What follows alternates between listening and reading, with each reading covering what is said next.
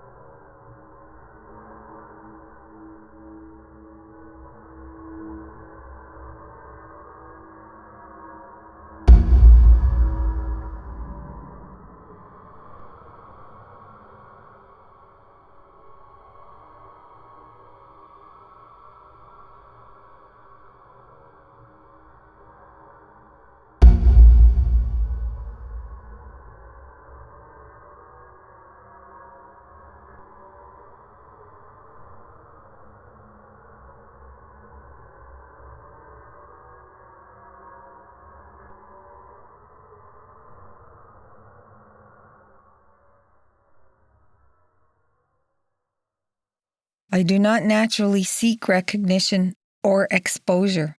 However, I have worried that soon there would be no one left to help better understand a piece of Canada's history that will soon be lost from living memory. I will never forget how we kids would gather around and watch the Wawahte, the Northern Lights. There was no limit to our misery. Yet in our own very special way, we found moments of peace with Wawahte.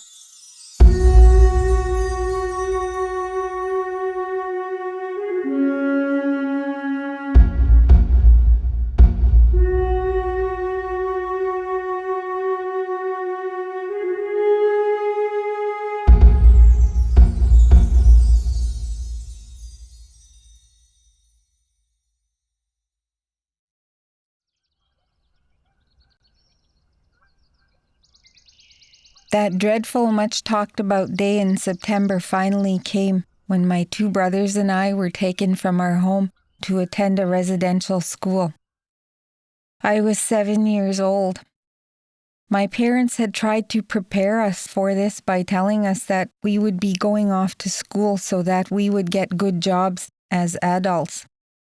Knowing what I know now, I wish that I had hidden so that they could not have found me.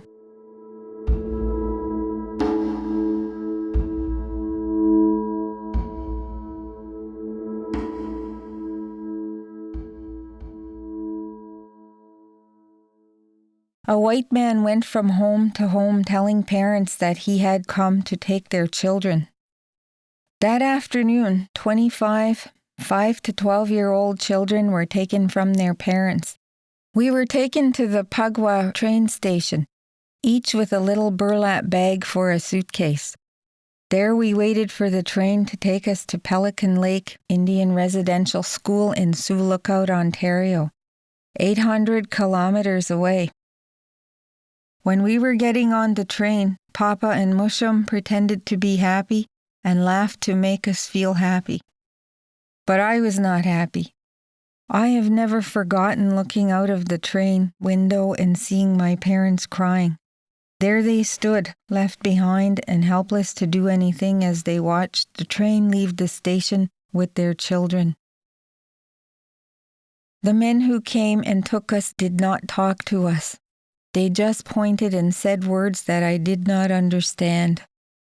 They made the older children who had already attended residential school sit together, and they were not allowed to talk to the children going to the residential school for the first time.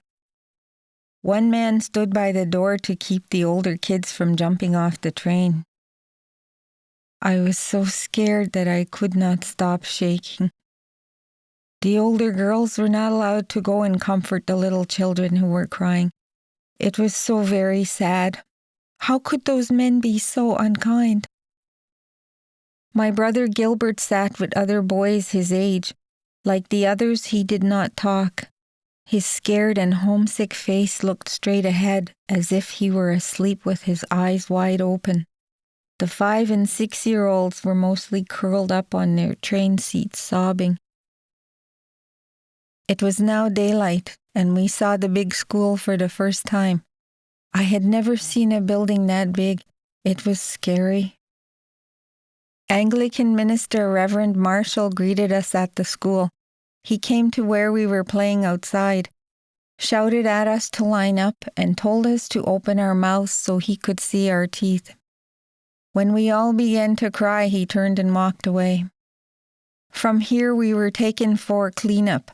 Like all new arrivals, we were made to completely undress to take a bath and wash our hair in a big bathtub. I was so embarrassed having to be naked and to take a bath with strangers watching me. All the little girls were crying as they stood in line without clothes on. After we finished bathing, to the satisfaction of the matron, we were given clean clothes and they gave us real funny haircuts.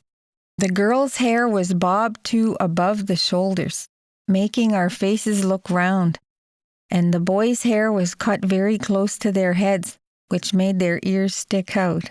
I think that they burned the clothes that I arrived in, as I never saw them again. The clothes they gave me to wear were old, had patches on them, and did not fit me well. My second day at Pelican Lake, I was awakened early in the morning by a strange female voice yelling loudly, "Come on, girls, wakey, wakey, rise and shine." For a brief moment, I did not know where I was, but upon opening my eyes to a dormitory full of girls scrambling to get out of their single cot beds, I realized I was at the Anglican Pelican Lake Indian Residential School.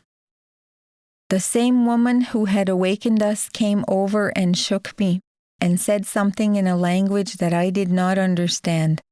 When I told her in Cree that I did not understand her words, she slapped my face and yelled at me. When I again attempted to tell her in Cree that I did not understand, she slapped me again. I was so scared that I did not cry and marched like the other girls to the dining hall where we had oatmeal porridge with molasses, but no milk. I wasn't very hungry. That morning, I learned my first lesson on how to survive this place. Never say anything when being punished, or when told what you did was wrong. Keep quiet. If you must cry, hold back your tears until you are alone, or with a friend you trust.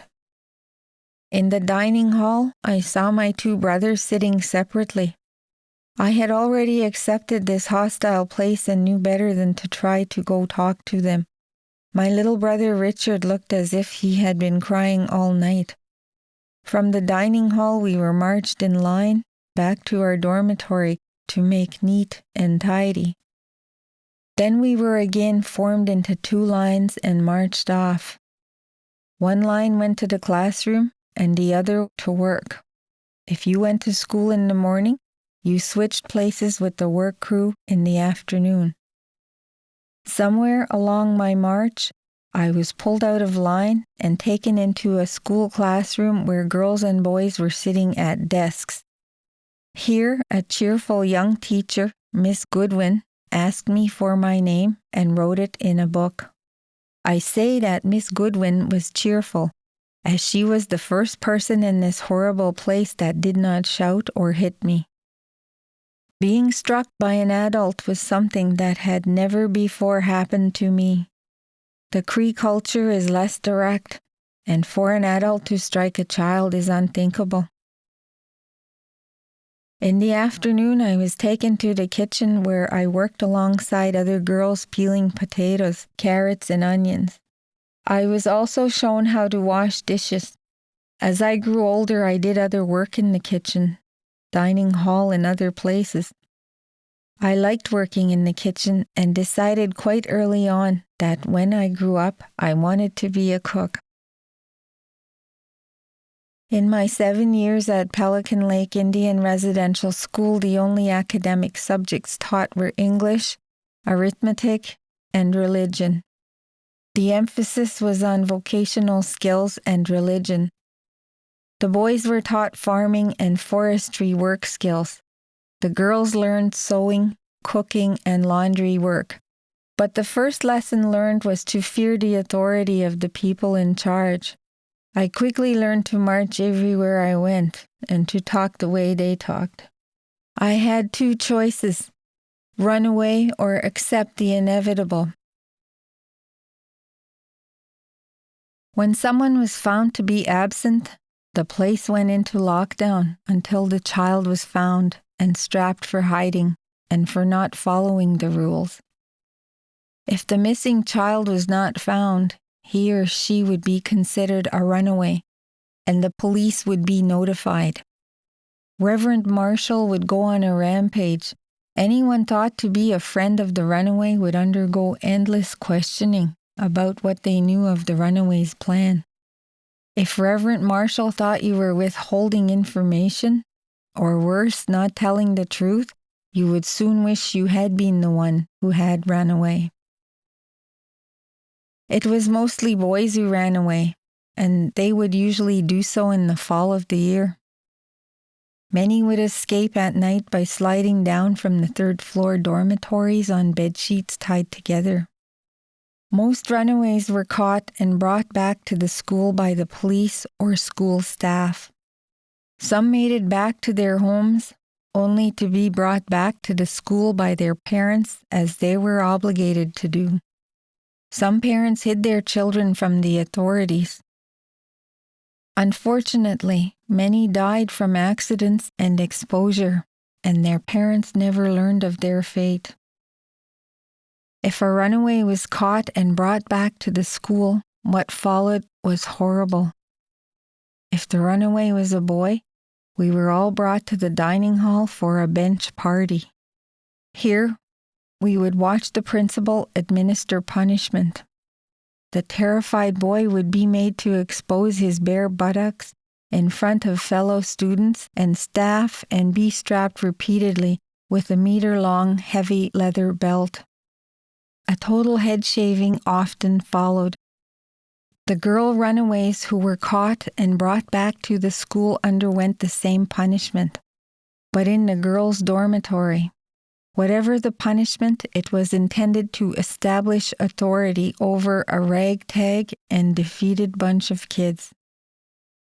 This was so obvious by the smug way Reverend Marshall would announce the surrender of those spirit-broken, humiliated boys or girls whom he took such pleasure in beating.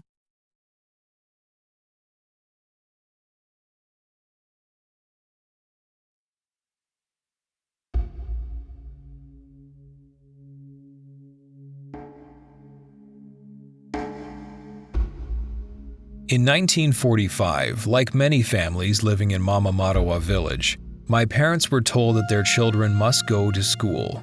So we moved 100 kilometers upriver to Pagwa River Village.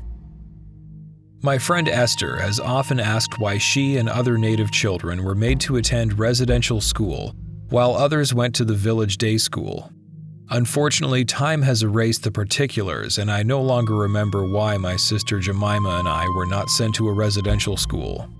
At the time, the Indian Act stipulated the decision to allow an Indian child to attend a community day school was that of the local Indian agent.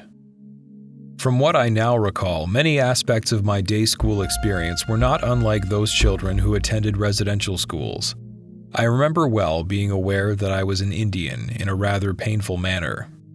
I entered grade 1 in the Pagwa Village Day School at the age of 8 and had some traumatic experiences because speaking Cree, the only language my family spoke, was taboo at school.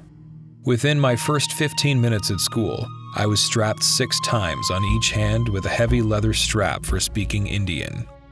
Not only was I not allowed to speak my own language on school property, but also, like other Aboriginal children, I was subjected to methodical abuse from teachers whose role it was to quash, or so it seemed, to beat the Indian out of us. School was something my sister Jemima and I had looked forward to with excitement. My hands were so swollen from my first day's strapping that I was unable to hold a pencil for a week. It took much longer for the emotional wound to heal. Then there were icy stares from the teacher while the rest of the class would, with the teacher's approval, roar with laughter whenever I attempted to speak English or participate in anything academic. These childhood experiences did not give me a good feeling about being Aboriginal. There was no attempt by teachers or the school administration to understand or accommodate Native children's cultural differences, let alone understand we were taught to learn differently from Euro-Canadian children.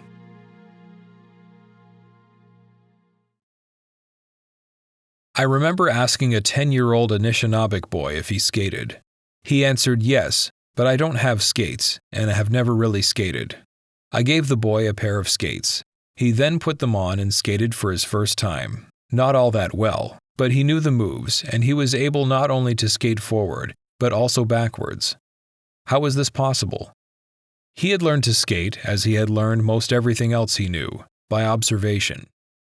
At the risk of labeling people, the Cree and Anishinaabe are historically indirect cultures and do not learn through the direct act of being taught specifically how to do something, but rather Cree and Anishinaabe children traditionally learned by watching and by peer and elder praise, first for having the courage to try, and then for succeeding. This early stage of painful self-discovery involving my ethnic background continued to have a negative influence in my early life. Eventually, I came to realize that I must reject my negative feelings about being born Indian, not white, and become my own person. My father, like any parent, was not perfect, but he was a great friend and role model. I learned both from his strengths and shortcomings. He was strong of will, honest, and a dependable provider. Both his positive and his negative manner were good influences for me, as were my family and our community elders. Through them, I came to the realization that I had to become proud of who I was before I could become strong and move on with my life. Growing up, my father counseled that learn the pride that comes from doing for yourself. My lifetime job resume will show that I have done many kinds of work. I have served several terms on the Band Council of Constance Lake First Nation, and I served one term as chief. Of all my jobs, none have been more gratifying than being a Canadian Forces Ranger for the last 10 years. Currently, I am a Master Corporal.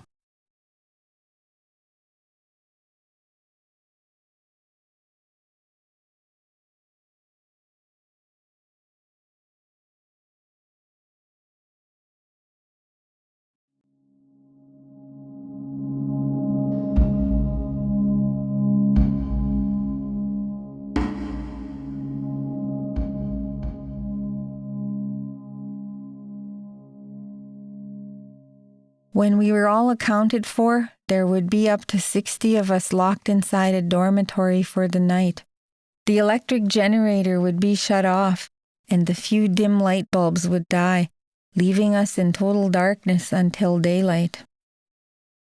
There was one toilet in each dormitory, and no sink for washing. If we needed a drink of water during the night, we would dip a cup of water from the toilet tank reservoir on the back of the toilet. This was a busy spot. There were times when you went to get a drink of water, you had to ask the person sitting on it to please lean forward so you could lift the toilet tank lid to dip yourself a cup of water. Each day began as the one before. The matron lady would unlock the door to our dormitory and come in yelling loudly, "Come on, girls! Wakey, wakey, wakey! Rise and shine!" followed by a wild scramble. Upon hearing the signal that all were accounted for, we would march off to the dining hall for our breakfast of yucky oatmeal porridge and molasses. At every meal there was one of two matrons patrolling back and forth, watching for someone to pick up their spoon or fork in their left hand, or, God forbid, slurp. If we were served something we did not like or that made us sick, we were made to sit at that table until we ate it. If we threw up, we were made to clean up our mess. Throughout these forced feedings, we would repeatedly be hit on the hand with a ruler. Thankfully, some exceptions were made for the 5- and 6-year-old children.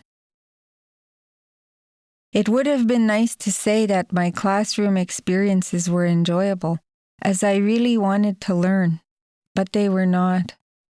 The teachers, except for Miss Goodwin, were forever screaming. The boys took delight in laughing at any girl who was made to go and stand in the corner, got the strap, had her hair pulled, or God forbid, cried. As bad as the physical abuse was, it was the shame I felt that hurt me the most.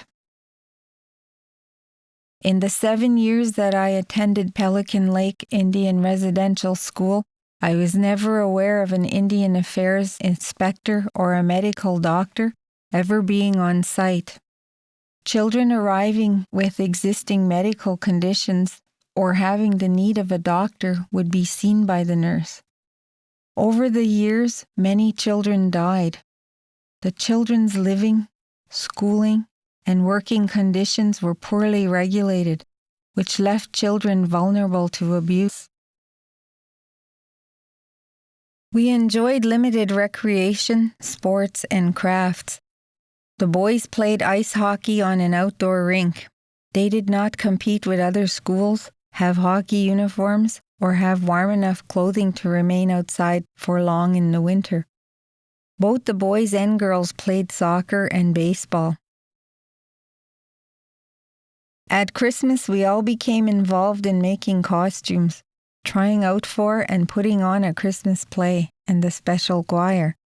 Christmas at the school was one of the few fun times that I remember.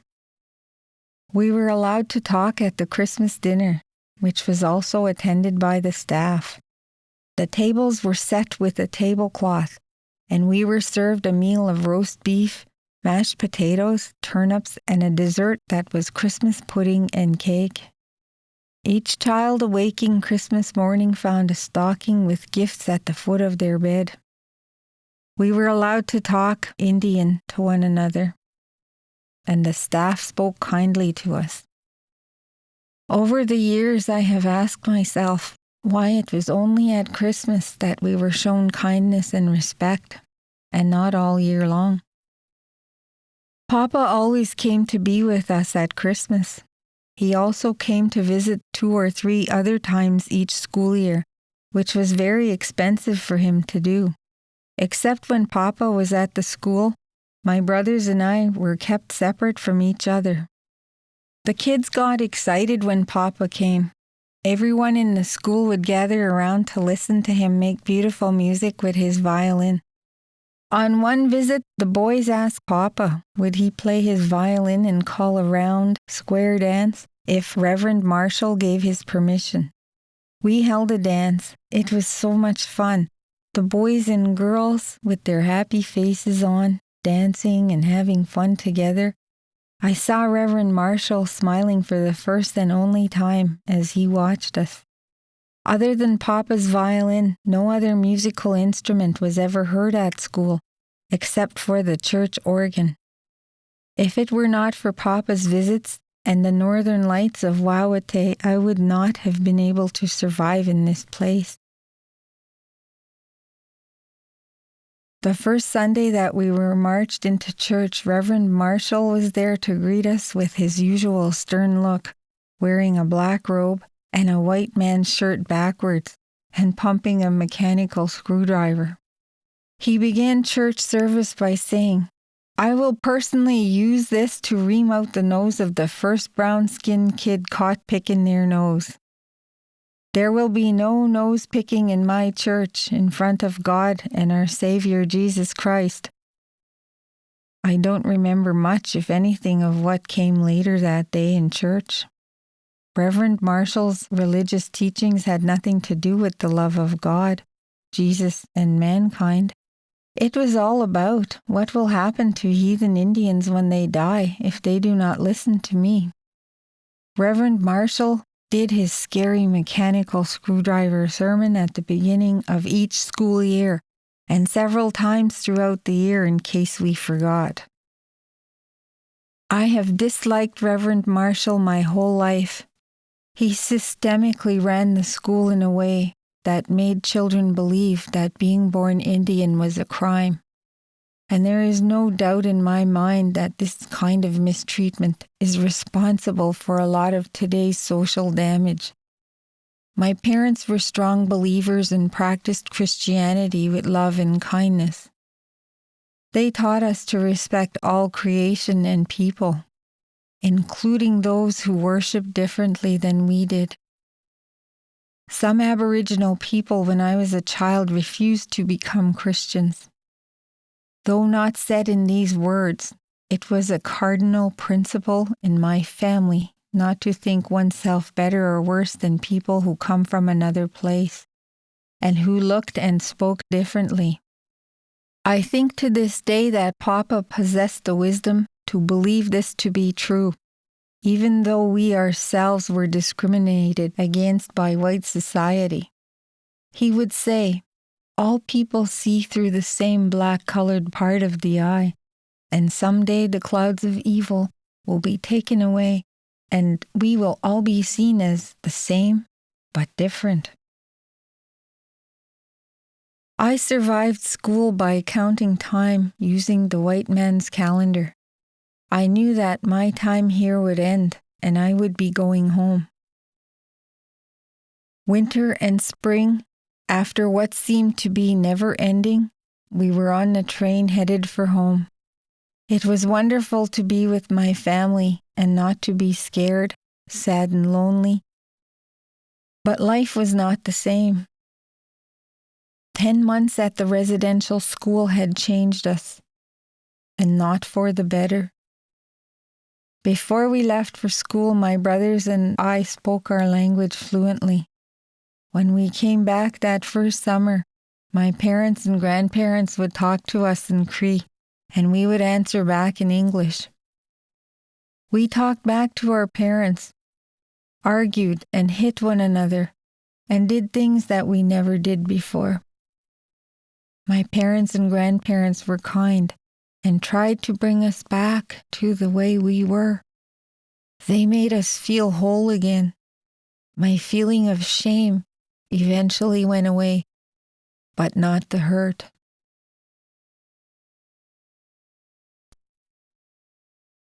Change is on the horizon. We need to know of this dark chapter of history if we are to see the sun rise upon all Canadians thriving in greater human harmony. The future does not just happen, it is created. It is for this reason alone that I tell my story.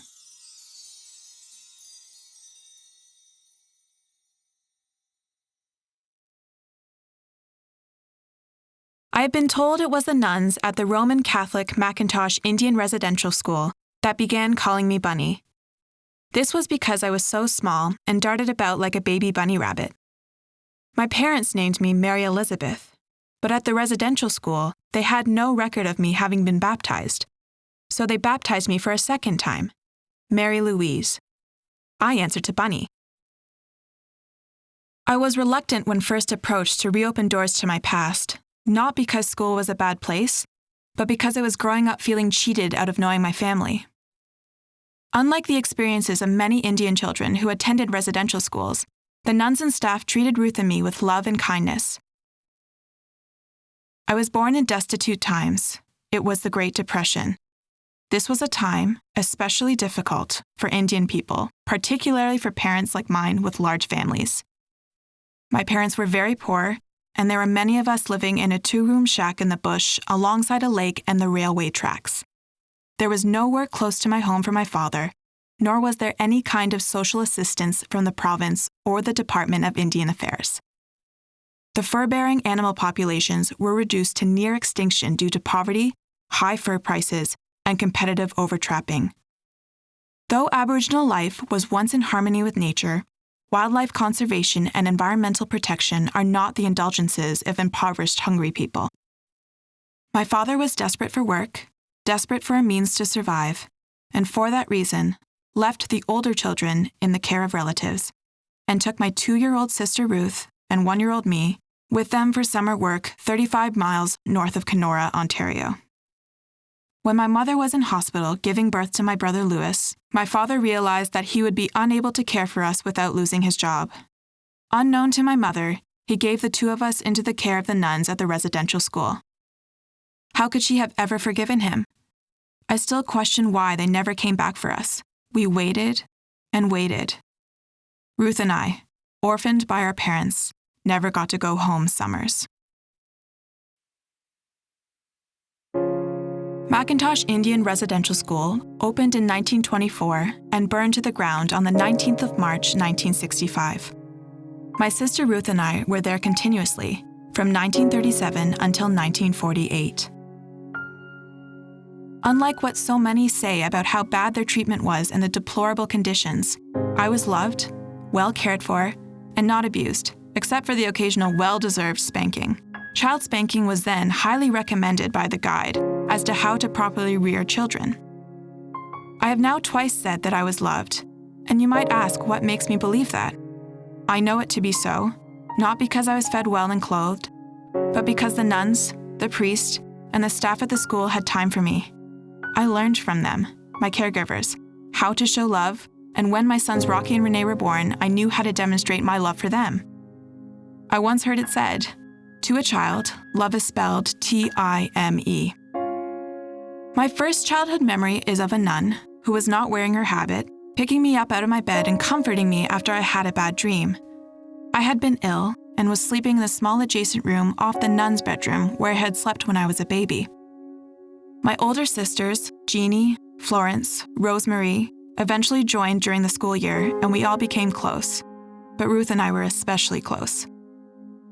I attended class, had duties that I sometimes didn't like, and learned skills that I've since used every day of my life.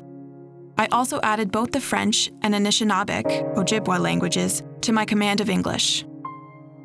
The language of the school was English. I learned French from listening to the French Canadian nuns talking between themselves, and I learned Anishinaabe from the other children.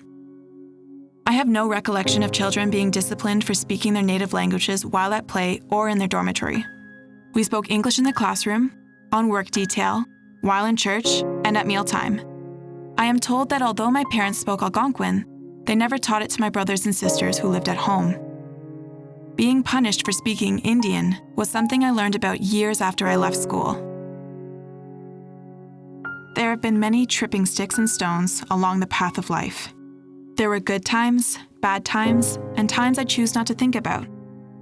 I have a great but normally dysfunctional family of 18 brothers and sisters, 2 wonderful sons, and a lifetime of good friends from both the Aboriginal and non-Aboriginal communities. I cherish my First Nation heritage as my sons treasure both their Aboriginal and European ancestry. I have learned to become self-confident, and I am completely comfortable in both cultures.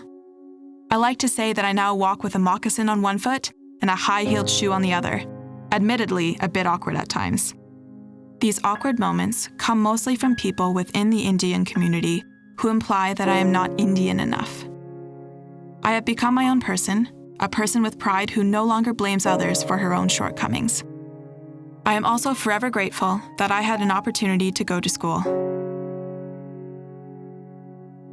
My primary concern is how to make our future better than our past. There's no way that we can rewrite history and all go back to living on the land as we once did. The residential school legacy continues to affect people and is a problem that will not easily go away. Upon leaving school, I too lived with demons and ghosts, which I would have to learn to deal with. My fears were different than those of many residential school survivors and their progeny, who continue to suffer from past experiences. My ghosts were ghosts of me being abandoned by my parents and believing that it must have been my fault. In hindsight, I see being at McIntosh School as a blessing. There, I was not bullied, as so many were elsewhere. I have no recall of ever going to bed hungry or having to do without the necessities of life. Nevertheless, I had to face up to the fact that I was not a reject to be discarded. Thankfully, I had the good fortune of an environment of belonging and acceptance giving me the confidence to tell myself that I was a worthwhile person, and the ghosts slowly went away, never to return. The legacy of Canada's Indian residential school system needs to be understood and addressed if we, as a nation, are to move forward.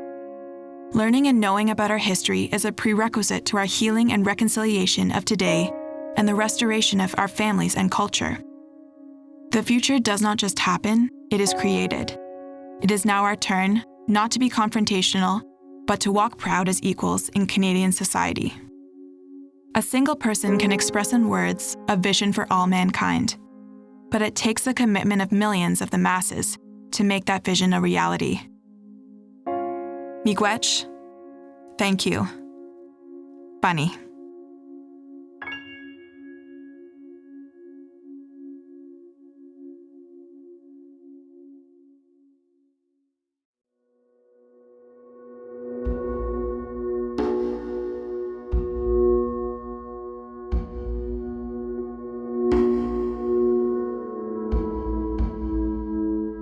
I later learned that the legend Papa told me, walking home from Christmas Eve church service about the Northern Lights, had also been told to other Cree children. I will never forget how we kids would gather around and watch the Wawahte. There, see that one is the spirit of my mama who died when I was little.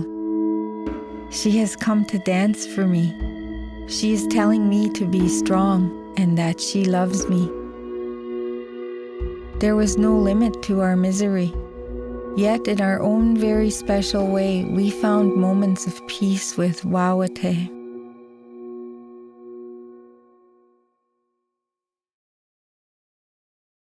Years later, I told my very religious mushum about this, and he said, "Child, that is how we are to feel by going to church."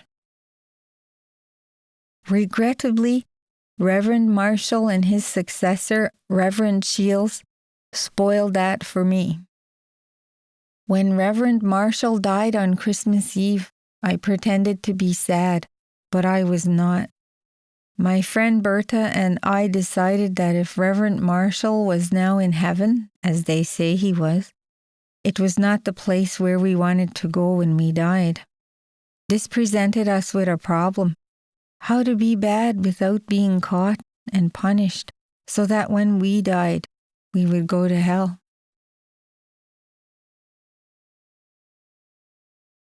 Reverend Shields, who became the school principal after Reverend Marshall, came to Pagwa the following summer to pick up the kids for the train trip back to school.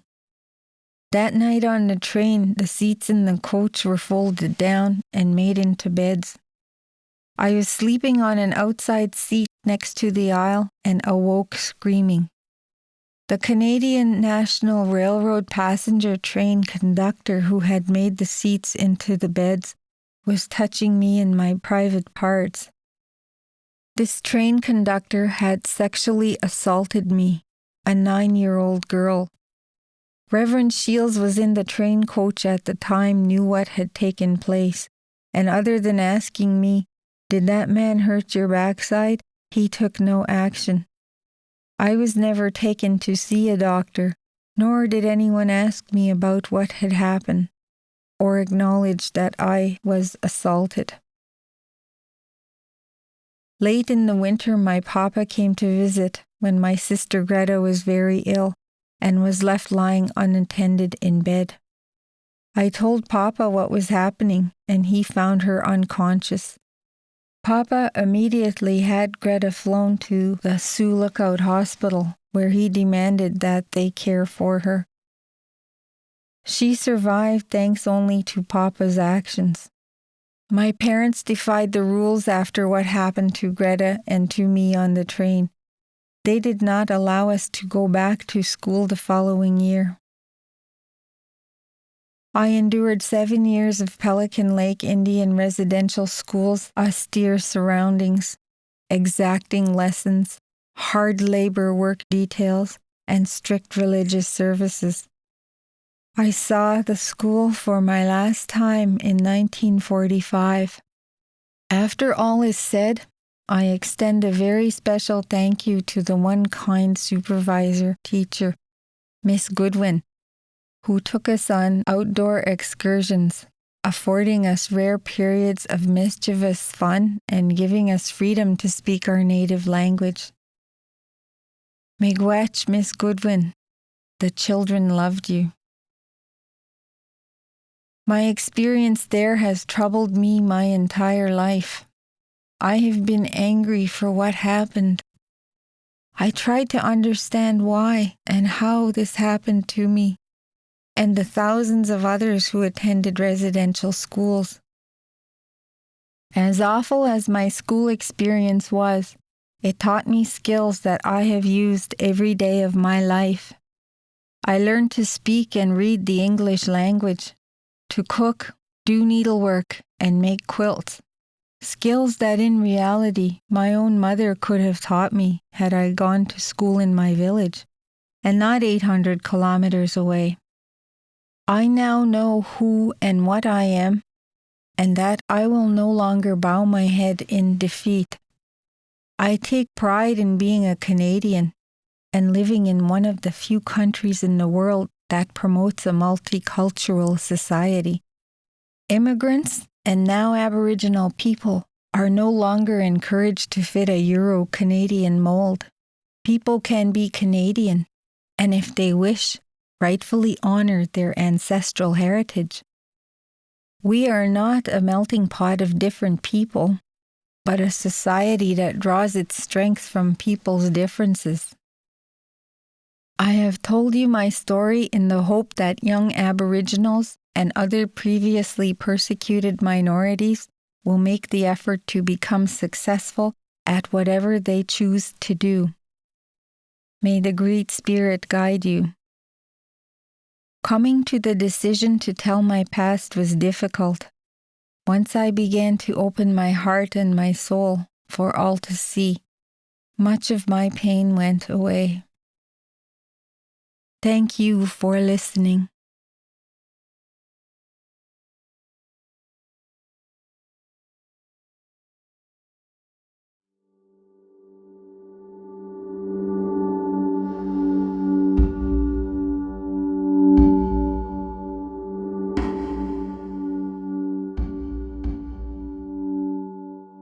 When I was 6 years old, I ended up in an Indian residential school.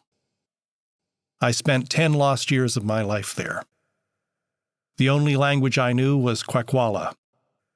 Almost from the very first day I entered that school, I was beaten for speaking my birthright. I would cry myself to sleep at night, alone and terribly lonely. When I ran out of tears, I would fantasize about being home with my family and being in my home community.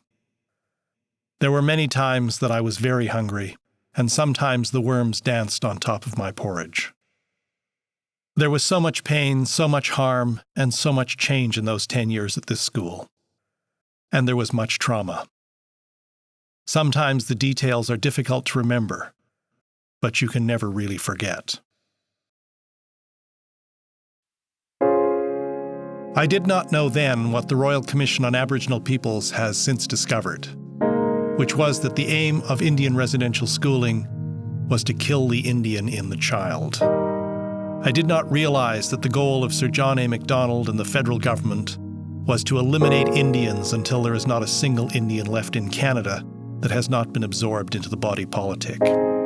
I did not know that all Aboriginal people were undergoing a massive and traumatic alienation from their lands and cultures, families and communities. Like thousands upon thousands of others, I left residential school a broken spirit. Without a spirit, you have no spirituality.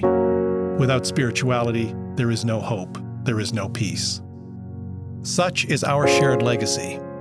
For most Canadians, this is Canada's secret. This university can and must help us to unlock this secret by educating all pupils to learn about this historic travesty. I have traveled far and climbed many mountains in my life's journey. I have seen the darkness of my own abyss. From the depths of my utter despair and hopelessness, I saw a miraculous vision. Through this vision, I have seen the universe, one whole, one connectedness, one balance. As I stood in awe of the wonder in my own supernatural moment, I came to know my place and part in this timeless symphony of life and creation. Before that, I was forced to relinquish my own reality for a while. I was taught to dismiss all that was prior to the coming of the first settlers. It was too high a price to exact for my education, for anyone's education. I say to all you graduates, beware that the price of your education does not become too high. Be true to yourselves. Maintain that balance between heart and soul, and do not give away to intelligence only. Do not ever lose sight of who you are, for it is a gift from the Creator that will lead you to your higher purpose. Do not give way to racism and intolerance. Do not give way to ignorance and apathy. Hold true to the creed that all persons are born equal and deserve dignity and respect. The quality of life for many may depend on you. Go and make a difference. The whole world waits for you. Stay the course. Be bold. Have vision. Tell this country about the real history between us. Our mutual healing and reconciliation depend on it. We can no longer be apart. We must bring about balance and harmony.